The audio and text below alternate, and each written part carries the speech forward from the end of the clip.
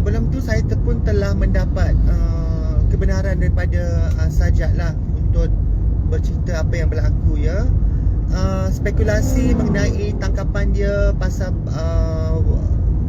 jual emas tipu lah, pasal kes 2000K tu lah, semuanya tipu ya, semuanya tipu.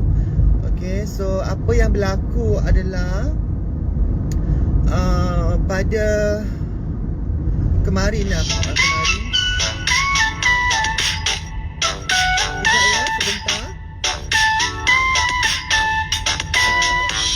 Asal pakai telefon lah, untuk telefon ya.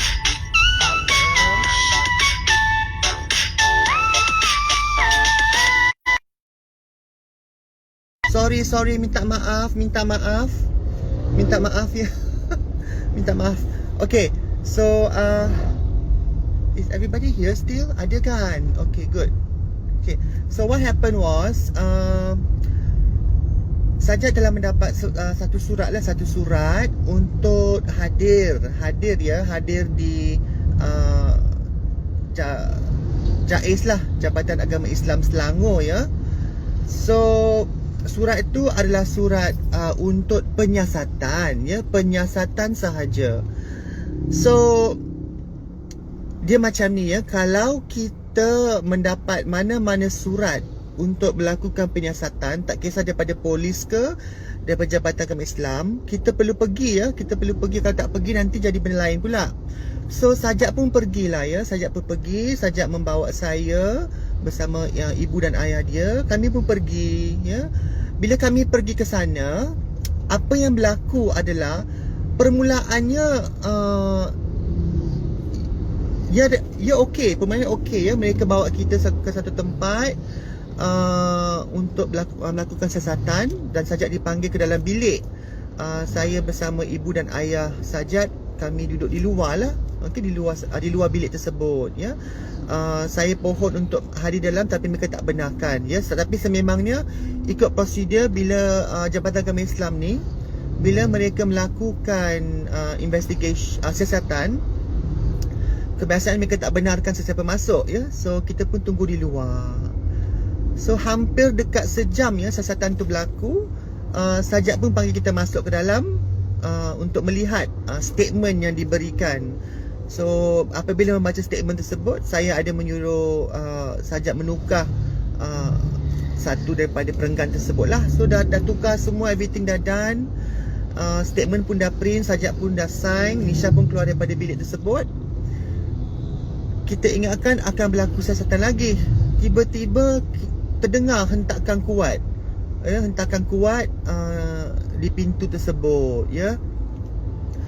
Saya bersama ibu dan ayah dan juga seorang kawan Sajat, kami pun terkejut lah. Kami apa yang berlaku.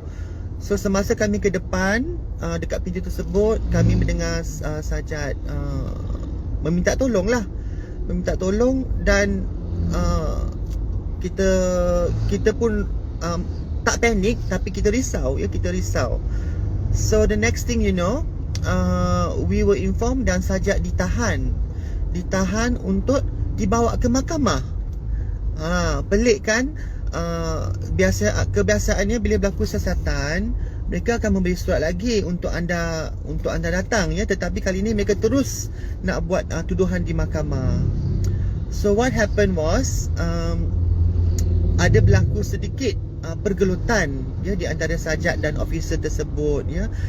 Tapi pergelutan tu bukan sebab Sajat, sebab officer tersebut telah menghalang Sajat untuk memaklumkan kepada kami di luar bilik tersebut bahawa dia ditahan ya. Sajat bukan boleh lari ke apa kan, tapi dia ditahan ya, dia tak dibenarkan. Dan semasa itu berlaku pergelutan, di mana dekat 3 ke 4 orang mereka menghempap Sajat dan menggari Sajat dengan cara yang amat kasar. Kami memohon supaya ibu ayah dibenarkan masuk dalam untuk menenangkan Sajat. Dan sejurus itu, selepas saya masuk ke dalam bilik tersebut, saya terkejut kenapa Sajat digarikan ya. Sebab jika kita ditahan ya, dan jika kita memberi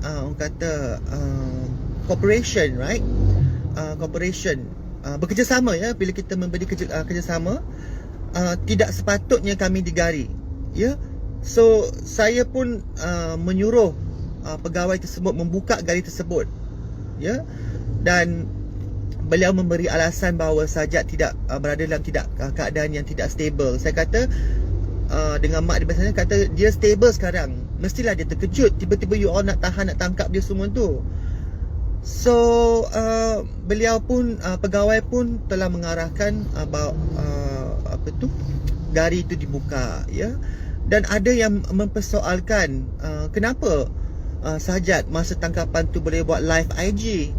Sebenarnya Sajat membuat live IG tersebut kerana beliau rasa takut apa yang akan berlaku di dalam bilik tersebut ya, dengan tindakan Jabatan Agama Islam seperti gitu ya, macam terlalu ganas dan terlalu ekstrim ya. So Sajat berasa takut dan tujuan Sajat membuat IG tersebut untuk keselamatan diri beliau ya. So selepas itu berlaku semua, saya terus menghubungi ya what do you call this, peguam syar'i ya. Tapi alhamdulillah ya, first time selalunya nak dapat peguam syar'i susah ya. Tapi pada hari tersebut mungkin orang kata Sajat was lucky lah ya. Kita manage to get a lawyer, peguam syar'i untuk mewakili Sajat. So pada pukul 2 petang Sajat dibawa ke mahkamah. Kami pun ikut, tapi hanya dibenarkan sejak COVID. So hanya dibenarkan ibu ayah dan juga peguam Sajat untuk masuk ke dalam mahkamah tersebut lah. Tapi kami tunggu di bawah. So selepas 1 jam berlaku dia punya whatever this, dalam court tu kan. So what happened was Sajat telah dijatuh under section 10 ya, section 10. Ini yang saya nak ketengahkan di sini ya. Saya rasa you all pun akan terkejut. Apa tu section 10? Section 10 dia I'm going to make it very short sebab dia panjang kan, tapi maksudnya adalah tindakan ataupun perlakuan ataupun percakapan ataupun pemakaian yang akan sebenarnya menghinakan Islam ya. So basically section 10 tu adalah menghina Islam. Saya amat terkejut kenapa section tersebut ya. Rupa-rupanya section itu rupa-rupanya section itu adalah dihadapkan kepada Sajat atas tuduhan pada event yang berlaku semasa Sajat membuat majlis sembahyang lah, majlis agama di kedai dia ya, di kedai dia, di mana Sajat telah menjemput budak-budak asnaf dari pusat tahfiz untuk melakukan doa, dan di mana Sajat telah orang kata bersedekah kepada budak-budak tahfiz, menderma semua tu ya pada masa tu. Dan oleh kerana Sajat semasa itu memakai baju kurung semasa tu, dan tudung ya, beliau telah dianggap sebagai menghina agama Islam ya. So saya repeat ya, oleh kerana beliau memakai baju kurung dan menutup aurat beliau, tak saja dia pakai tudung ke scarf ke, saya tak pasti lagi, tapi memang dia pakai baju kurung di majlis keagamaan, di mana beliau melakukan charity, menderma kepada anak-anak yatim piatu, anak-anak asnaf di pusat tahfiz tersebut, di event beliau, di kedai beliau. Maka beliau dituduh sebagai menghina Islam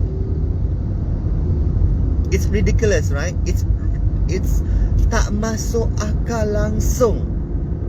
Ya. Sekarang ni kita bukannya ini bukan pasal soal sajak ke apa, tapi ini soal sebagai individu, ya. Sebagai seorang muslimatnya, bila kita ingin melakukan amal jariah, ya, kita ingin bersedekah bila berkait dengan agama Islam, dan jika kita memakai baju wanita ataupun kita memakai baju kurung ke, baju yang tak kisahlah kaftan ke apa ke, kan, kita dianggap menghina Islam. Yes. So I honestly, as an activist, saya langsung rasa benda ini adalah amat tidak betul. Ya, adalah amat orang kata terlalu mendiskriminasikan kepada seseorang individu seperti kami, ya. Dan bukan saja itu, ya, untuk makluman you all, Section 10 itu adalah tuduhan yang paling tinggi di Agreement Syariah, ya, di mana tuduhannya boleh dihadap, ya, ataupun boleh dituduh denda tidak melebihi 5,000 dan juga penjara selama 3 tahun atau kedua-duanya sekali, ya. So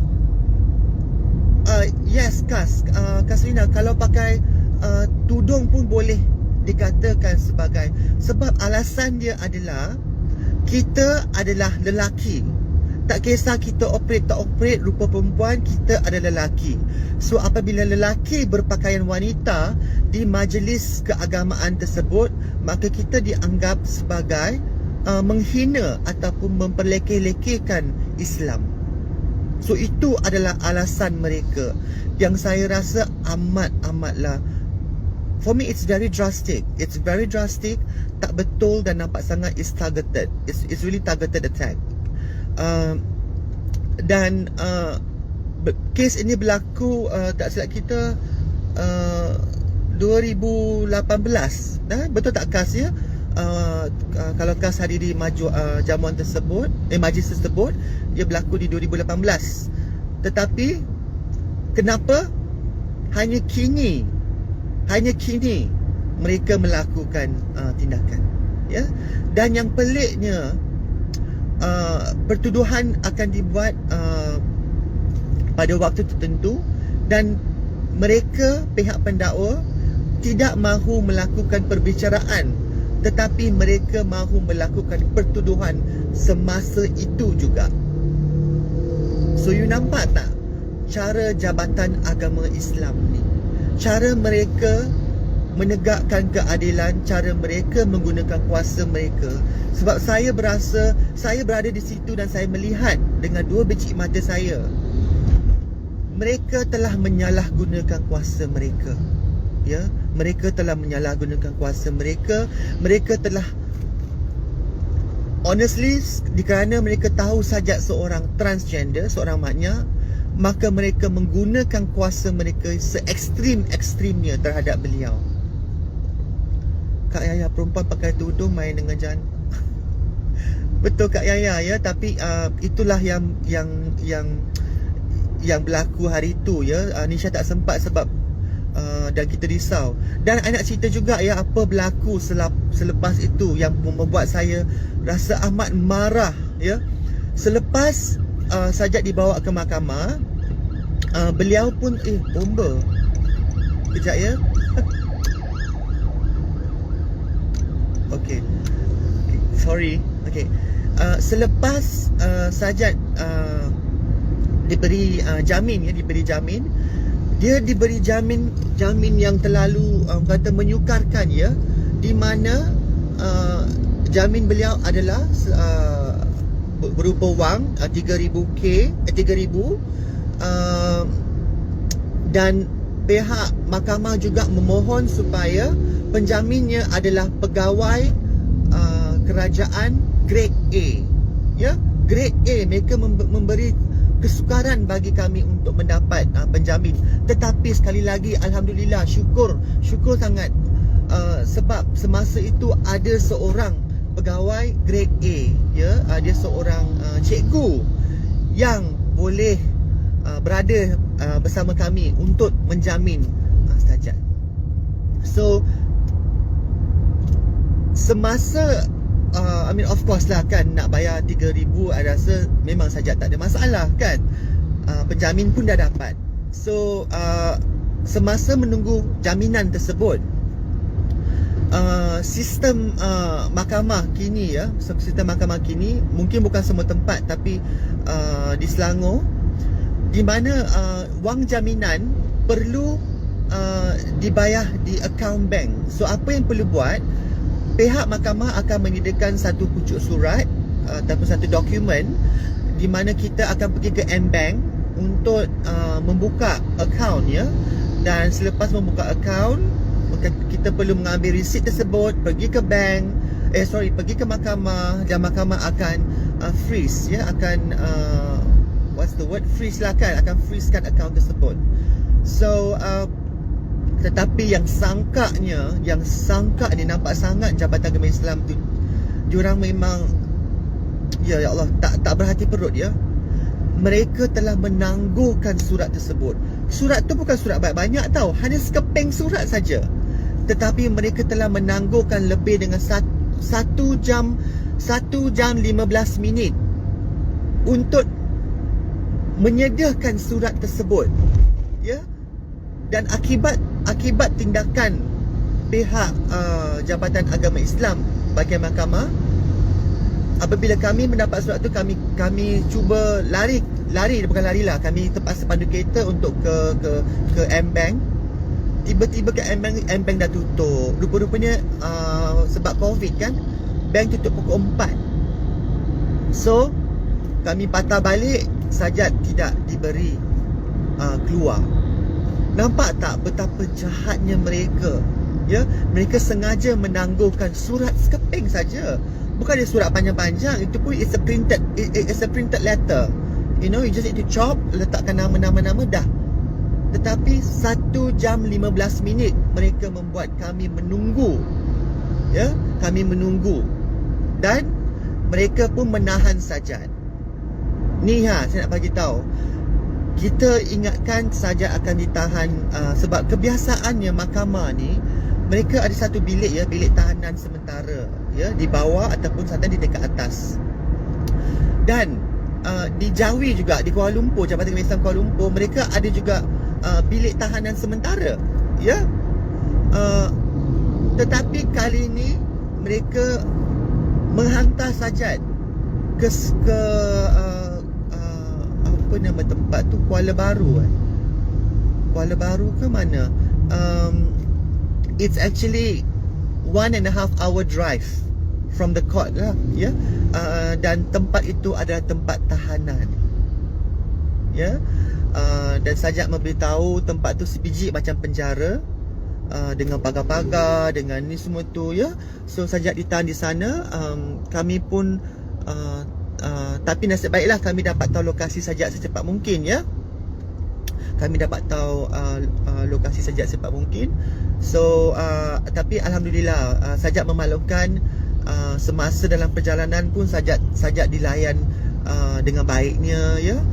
Semasa dekat tahanan pun Sajat dilayan dengan baik, you know. Ada pakcik tu siap belikan burger untuk dia, ya. So alhamdulillah lah, ya. Dalam tahanan, dalam perjalanan ke sana, Sajat dilayan dengan baik, ya. So apa yang berlaku selepas itu, keesokan harinya kami pun bergegas kepada ke Mahkamah Syariah Selangor.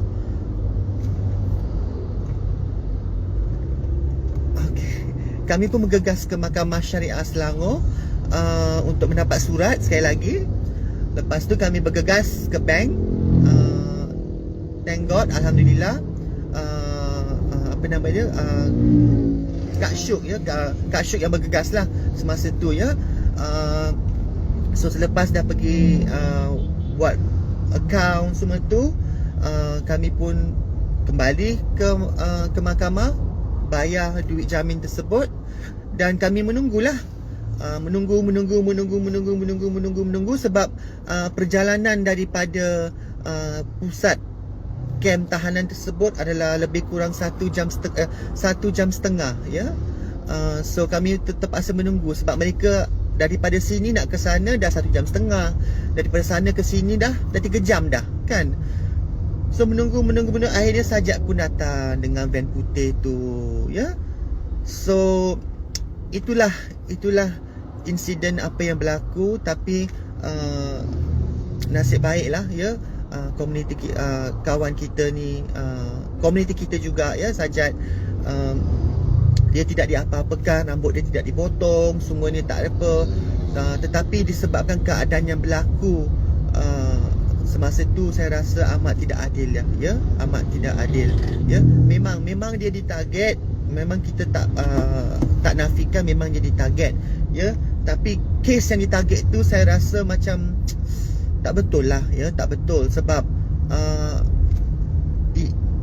saya dimaklumkan Sajat sentiasa melakukan majlis-majlis, menjemput anak-anak budak-budak tahfiz, budak-budak al-isnaf ni untuk datang ke kedai ke rumah ke, kan, dan sekaligus menderma kepada mereka. Bukan aktiviti setahun ke, dia aktiviti yang dia buat bulan-bulan, ya. So disebabkan niat dia itu untuk menderma, ya, untuk melakukan amal jariah, untuk membantu pusat tahfiz tersebut, budak-budak asnaf tersebut, tetapi hanya sebab beliau memakai baju kurung yang bersumpah satun, tetapi beliau dituduh sebagai menghina Islam, ya.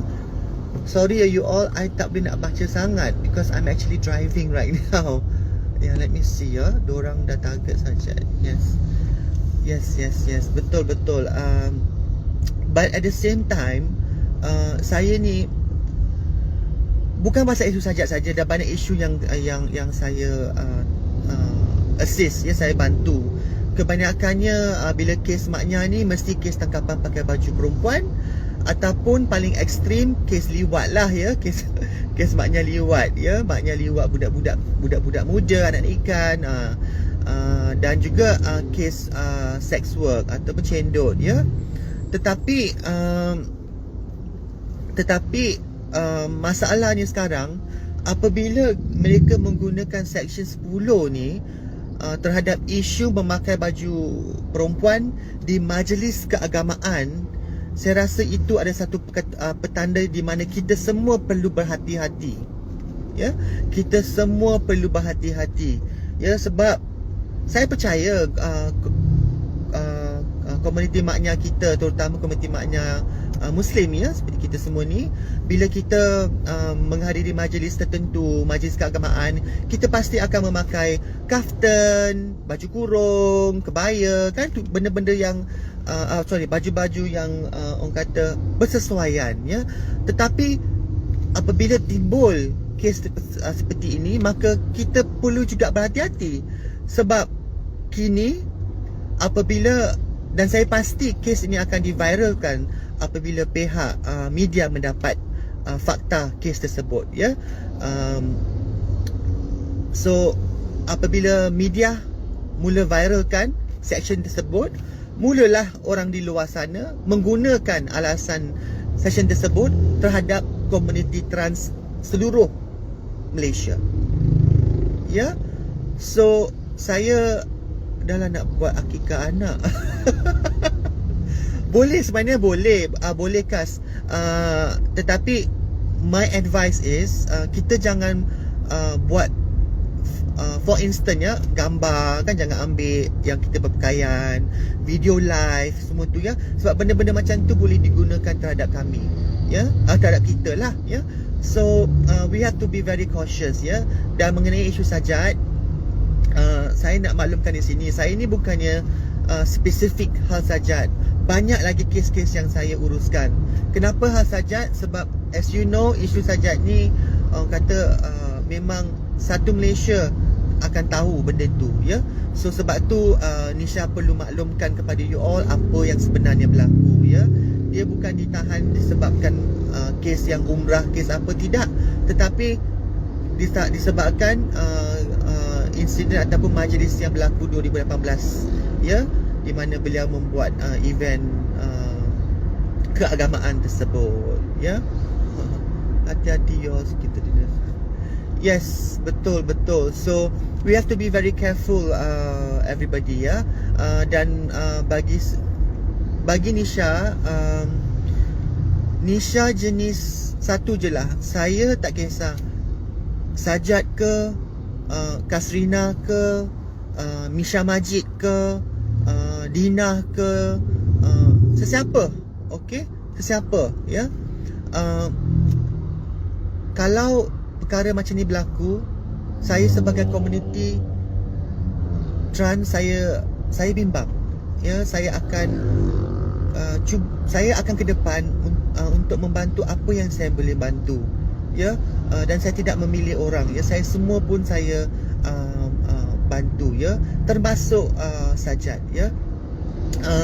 Dan saya rasa kali ini dengan apa yang saya lihat, sememangnya Sajat telah orang kata, what's the word, she's been targeted, okay, she's been targeted, and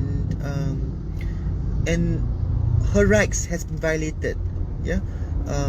Hak dia telah dicabuli, ya. So sebagai seorang aktivis, for me it is not right. This is not right.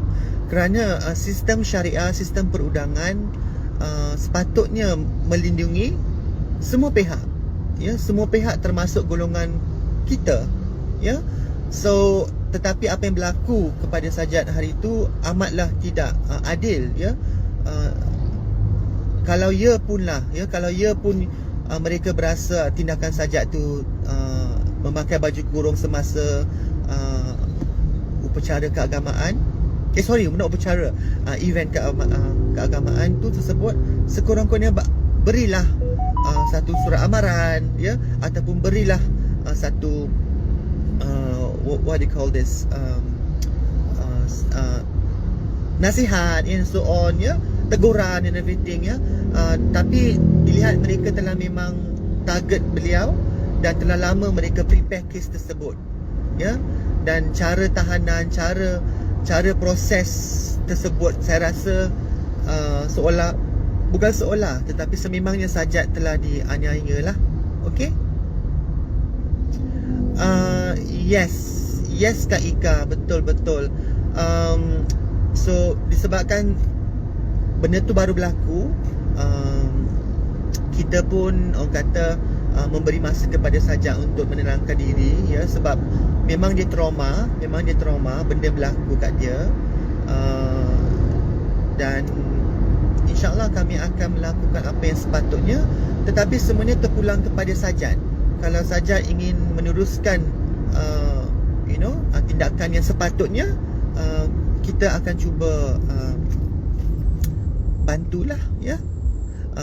Apa-apa pun Nisha melakukan perkara ni dengan ikhlas kita membantu, bukan pasal hal apa, sebab Sajat adalah komuniti kita juga, dan macam mana pun perkara ini akan juga terpalit kepada komuniti kita secara keseluruhannya, ya. Itu aja kot saya nak cerita. Jubah pun boleh kena ke? Saya rasa bagi mereka, bukan rasa lah, okay? Sebab bagi Jabatan Agama Islam, mereka menganggap kita lelaki, ya. Walau macam mana pun kita telah macam operate bawah, operate atas, muka kita memang perempuan, everything, kita memang tahu diri kita seorang trans, mereka masih menganggap kita lelaki, ya. Oleh itu, jika kita memakai apa-apa baju, kalau jubah ala-ala jubah perempuan, apa-apa pakaian yang menunjukkan kita perempuan, maka mereka akan menggunakan what do you call this, section tersebut terhadap kita lah, ya. So dan sepanjang penglibatan Nisha dalam aktivisme ni, daripada 2006 hingga kini ya, pertama kali saya melihat Jabatan Agama Islam menggunakan Seksyen 10 ni terhadap komuniti trans. Dan sememangnya ada, Nisha 2-3 hari ni Nisha ada membacalah ya agreement tersebut. Sememangnya ada menyatakan di sana, dia sebenarnya dia panjang, tapi di dalam kurungan B tu, Seksyen 10 kurungan B tu, dia ada menyatakan jika kita melakukan mana-mana kita cara pakaian, cara paparan, cara percakapan ya, and so on di majlis keagamaan, dan jika benda tu dianggap sebagai tidak mengikut Islamic protocols and so on, it is considered as dia dianggap sebagai menghina agama Islam. Tetapi bagi saya secara peribadilah ya, saya rasa komuniti maknya ni mereka tak pernah menghina agama Islam. Kalau mereka menghina agama Islam, mereka pasti akan memakai pakaian yang tak senonoh kan. So far saya tengok komuniti maknya semua kalau hadiri upacara yang melibatkan agama semua tu, mereka tahu nak berpakaian ya, mereka tahu nak berpakaian.